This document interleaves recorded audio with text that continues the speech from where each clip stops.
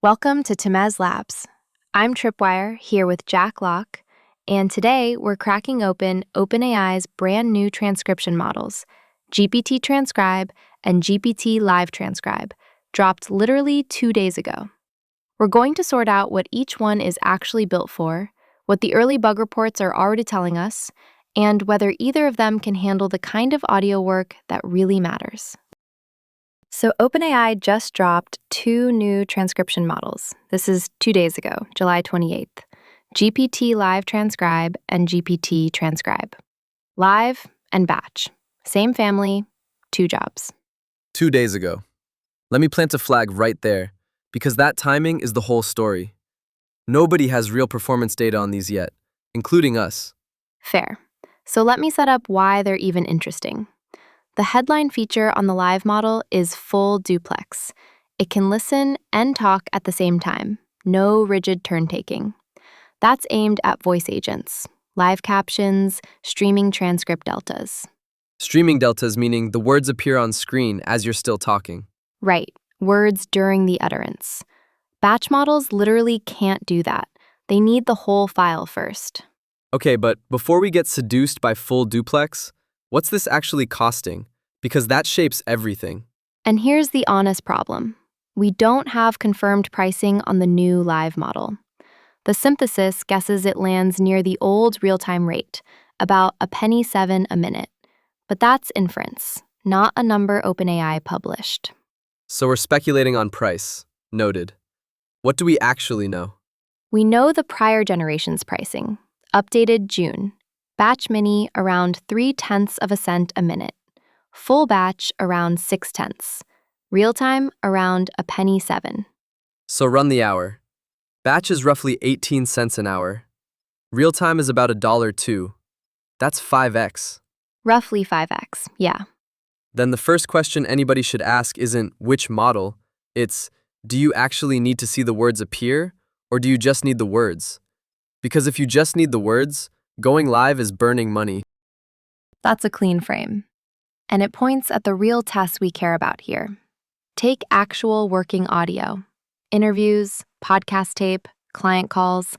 Transcribe it clean enough that an editor can cut from it without re-listening to the source. Which is a high bar. Accurate names, accurate numbers, no truncation, no garbage tokens. A transcript you can hand off. And on paper, that should win that. No real-time pressure, historically more accurate, built for pre-recorded files. On paper. But here's where I have to slow you down. Because all the hard data we've got is from the previous generation. And the previous generation has one bug that terrifies me for this exact job. Truncation. Truncation. There's a developer quote. No matter how I prepare my audio, the transcription output always gets truncated after about 8-9 minutes. And crucially, no error. It just stops. It just stops mid-file. Someone dug in, switched to JSON, and found output tokens capped at 2048, a hard ceiling. The transcript ends and looks done. That's the nightmare version of slop. It's not ugly writing. It's a transcript that looks complete and silently dropped the back 9 minutes. You cut your segment, you ship it, and half the interview never existed as far as your editor knows. That's worse than no transcript, because it cost you the re-listen you thought you'd skipped. And here's the part that stings. The same person ran the identical chunks through Whisper 1, the older model, and got the full transcript back. The old model beat the new model on the one job that matters.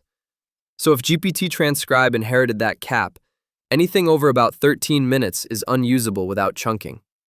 We don't know that it inherited it. That's the test before you trust piece. We don't. But the burden's on the new model to prove it fixed it, not on us to assume it did. Agreed. Let me give batch its due, though. Where it wins is clean audio, multilingual jobs, and cost. 18 cents an hour on the mini route. At podcast archive scale, that's effectively free.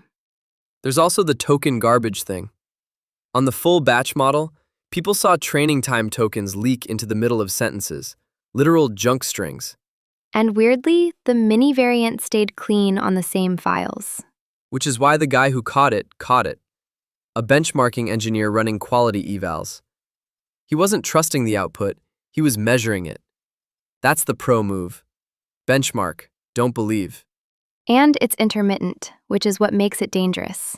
It's not one bad file you can flag.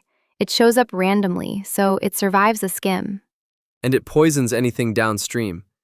Feed that raw into a summarizer, and the garbage propagates. Okay, let's go to the live side, because full duplex is the shiny thing, and I want to be honest about it too. The name problem.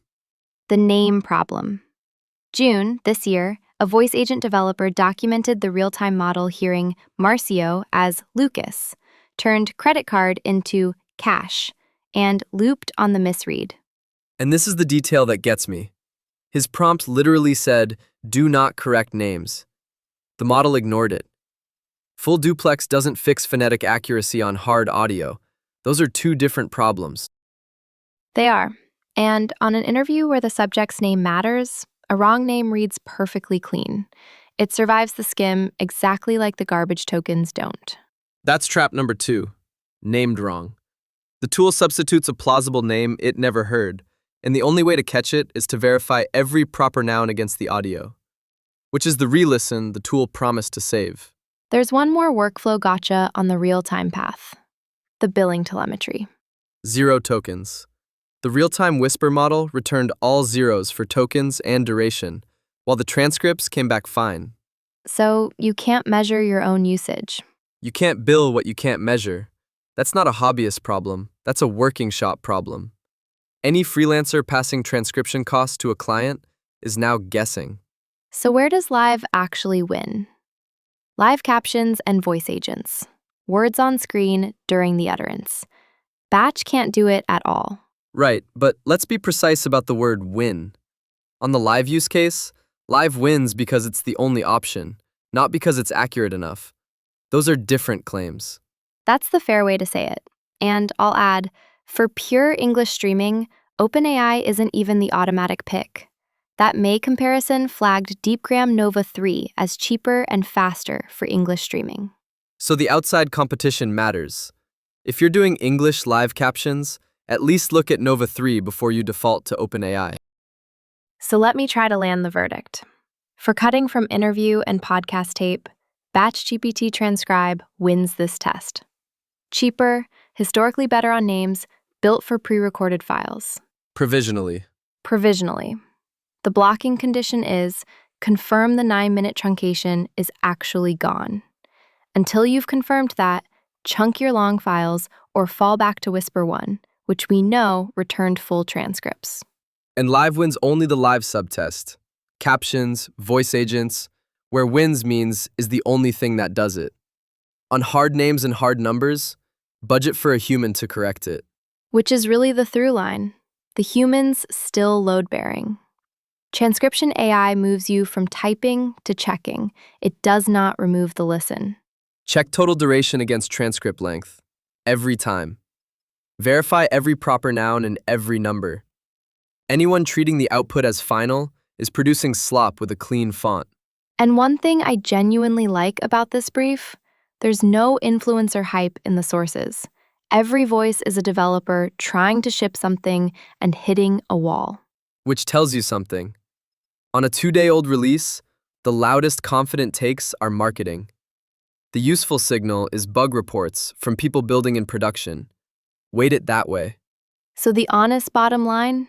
Test before you trust. Nobody has the long file, proper name data on these new models yet. Including us. And that's the point. Run your own tape through it first. Check it against the source, and only then decide it saved you time. Thanks for listening to Tamez Labs. I'm Tripwire alongside Jack Locke. We'll be back when there's more worth digging into. Grab news. Tamez.